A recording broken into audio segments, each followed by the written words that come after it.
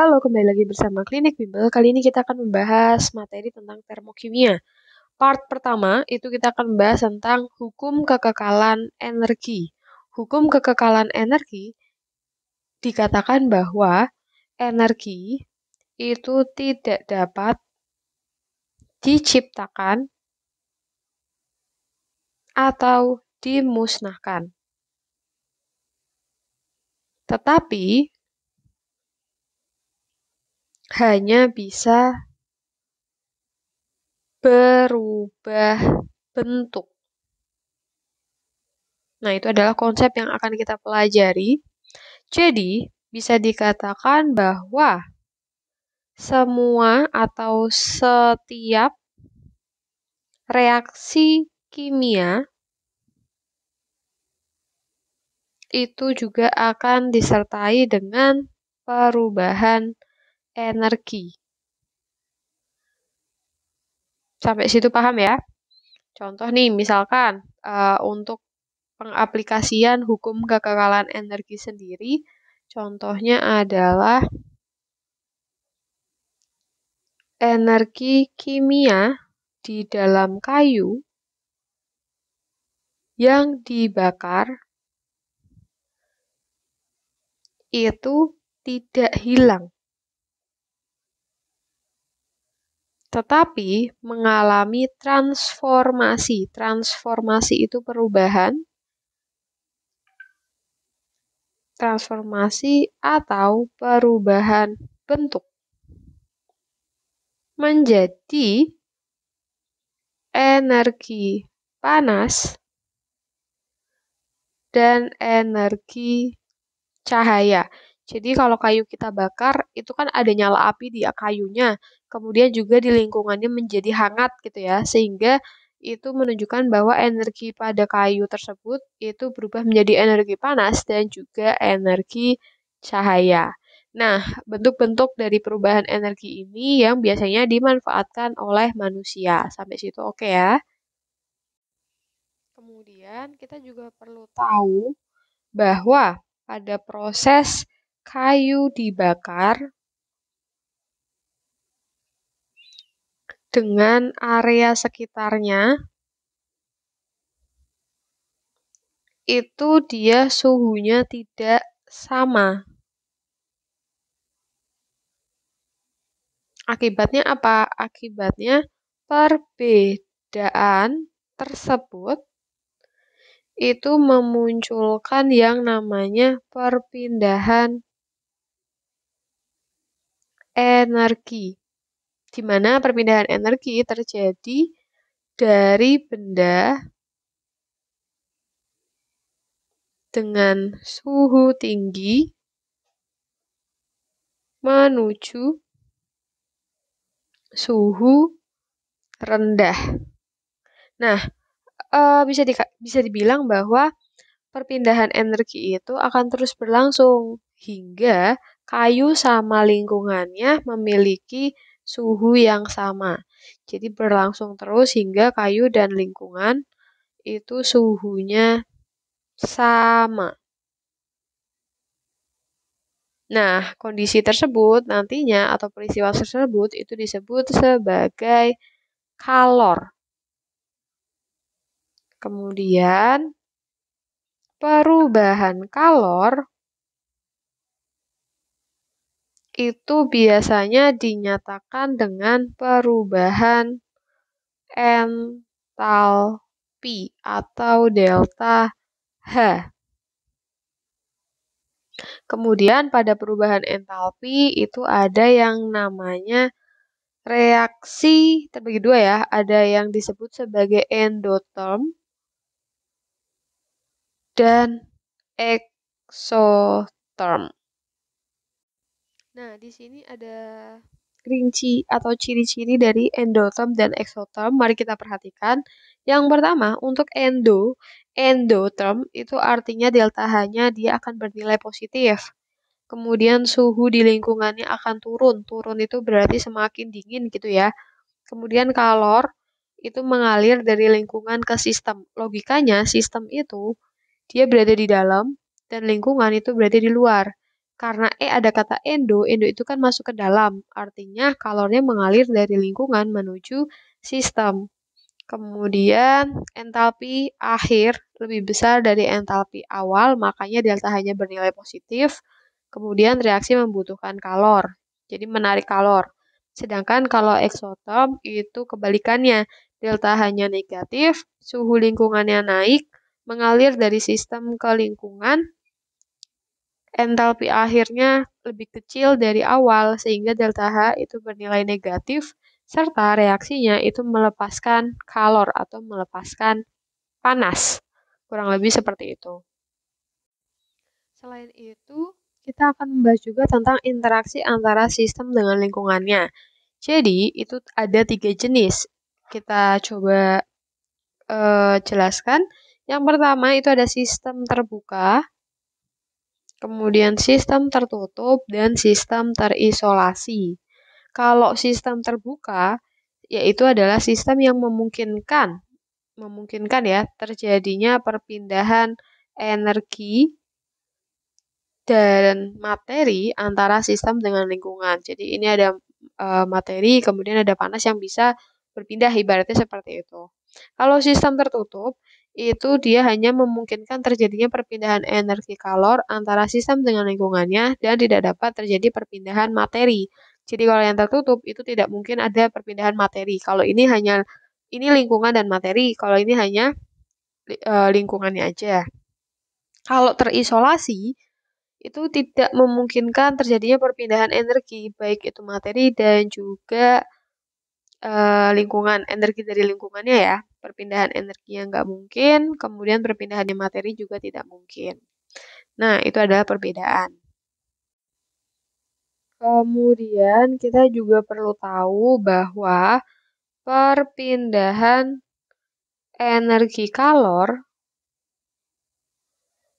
antara sistem dan lingkungan itu akan menyebabkan perubahan energi di dalam sistem. Perubahan energi di dalam sistem itu simbolnya adalah delta E. Sehingga kita bisa merumuskannya, yaitu delta E sama dengan Q plus V. Di mana delta E itu adalah perubahan energi di dalam sistem, satuannya Joule, perubahan energi dalam sistem, karena dia energi satuannya Joule, kemudian ada Q itu adalah jumlah kalor diserap atau dilepas, satuannya juga Joule. Kemudian ada W. W itu adalah kerja yang dilakukan oleh sistem, satuannya Joule. Nah, masing-masing dari delta E, Q, sama W itu memiliki tanda positif atau negatif, di mana dia menggambarkan sesuatu, kurang lebih seperti ini. Nah, di sini kalau misalkan delta E-nya positif, artinya dia itu melepas energi. Kalau negatif menyerap energi, Q-nya positif menerima kalor, negatif melepas kalor. Kalau W-nya positif dikenai usaha, kalau negatif sistemnya melakukan usaha. Nah, ini juga perlu kalian perhatikan. Jadi nanti ketika ditanyakan, biasanya di soal ABC sih, misalkan diketahui nanti kalian menghitung W-nya itu negatif. Nah, kalimat yang benar atau berdasarkan data tersebut berarti kalimat yang sesuai itu seperti apa. Nah, itu bisa jadi acuan untuk tabel ini, seperti itu. Nah, tadi kan kita sudah sempat menyinggung reaksi tentang endoterm dan eksoterm dan perbedaannya. Kita bahas ulang ya. Jadi, kalau reaksi endoterm, kita ingat bahwa delta H-nya itu positif. Artinya delta H itu akan lebih dari 0. Kemudian yang terjadi adalah dari energi dari lingkungan atau kalor dari lingkungan itu akan berpindah ke sistem karena ada kata endo, artinya ke dalam. Makanya panahnya itu menuju ke area dalam gelas seperti itu. Jadi pada reaksi endoterm, kalor berpindah dari lingkungan ke sistem. Kalau exo, delta H-nya negatif, jadi dia kurang dari 0 dan terjadi perpindahan kalor ke luar atau ke lingkungan dari sistem. Nah, kurang lebih seperti itu.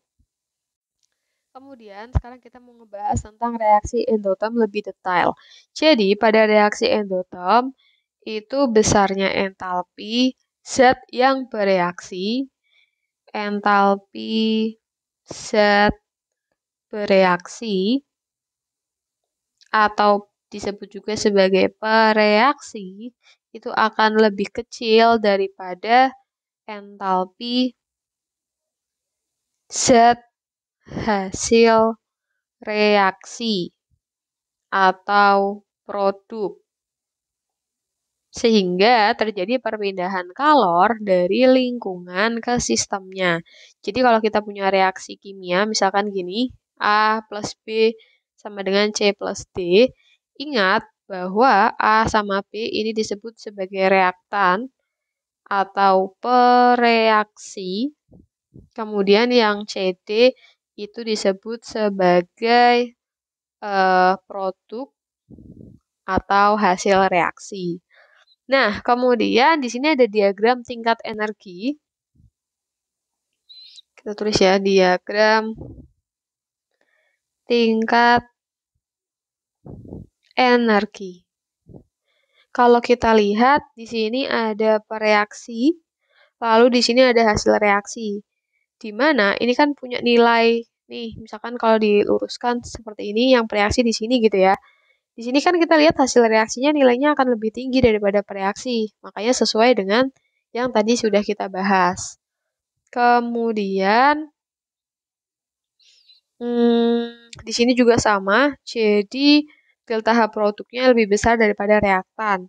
Jadi nanti kalau disuruh menggambarkan yang kotak-kotak kayak gini atau diagram tingkat energi, itu produk itu hasil, itu di atas, panahnya ke atas produk gitu ya. Reaktannya di bawahnya, dan ini ada delta H-nya. Kurang lebih seperti itu.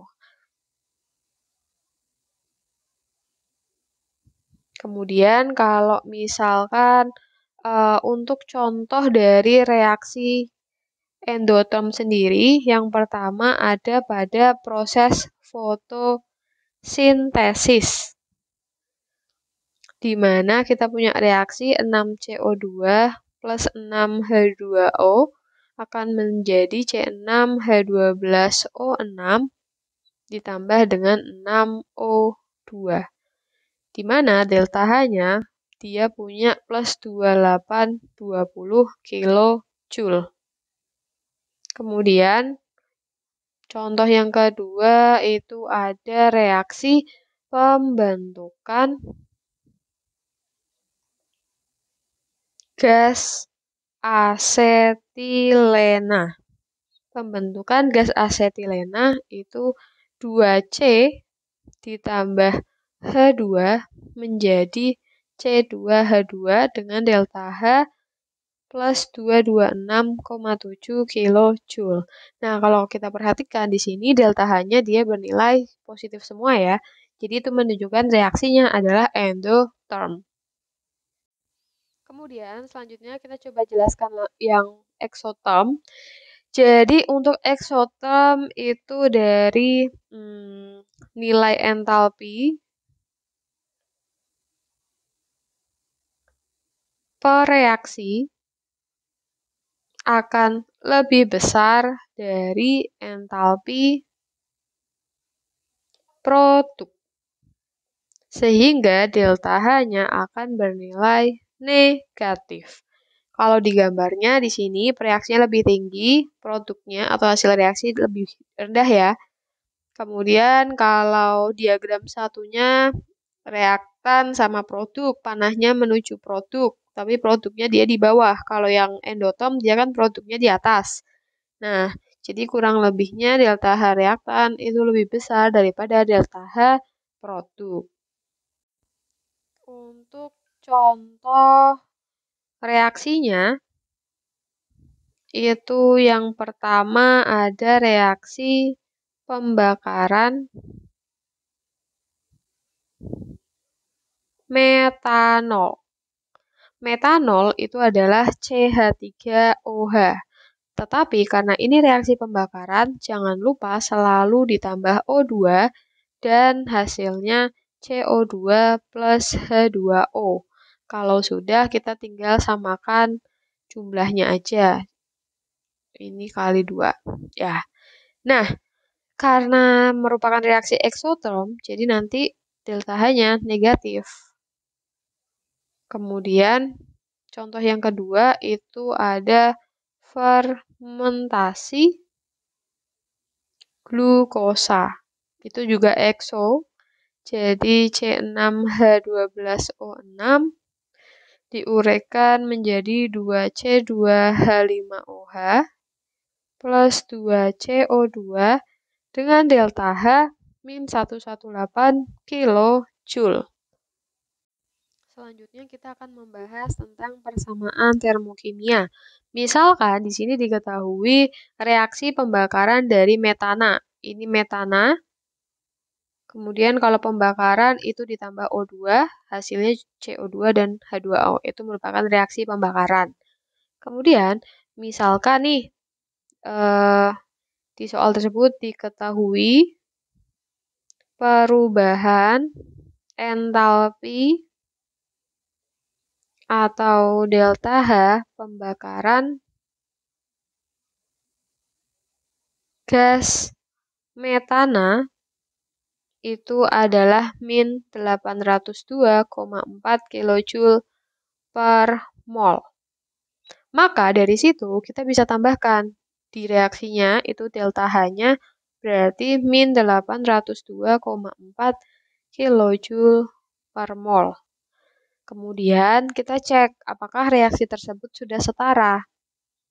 Sudah ya, setara itu maksudnya misalkan di kiri O-nya 4, di kanan O-nya 2 tambah 2, 4 juga. Kemudian hitung unsur lainnya.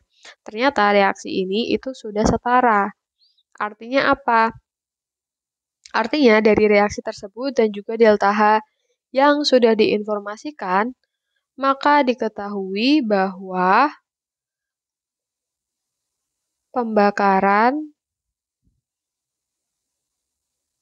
1 mol metana melepas kalor sebesar 802,4 kilojoule. Jadi membacanya seperti itu. Kemudian selain di sini juga ada tulisannya kilojoule per mol, itu kan artinya berarti entalpi sebesar 802,4 itu untuk 1 mol karena per mol gitu ya. Nah, selain itu kita juga bisa melihatnya dari persamaannya. Ketika di sini koefisiennya itu tidak ada, itu kan dianggap 1. Sehingga nilai delta H yang di sini itu untuk 1 CH4, di mana 1 di sini atau koefisien CH4 yang bernilai 1 itu menunjukkan 1 mol. Kurang lebih seperti itu.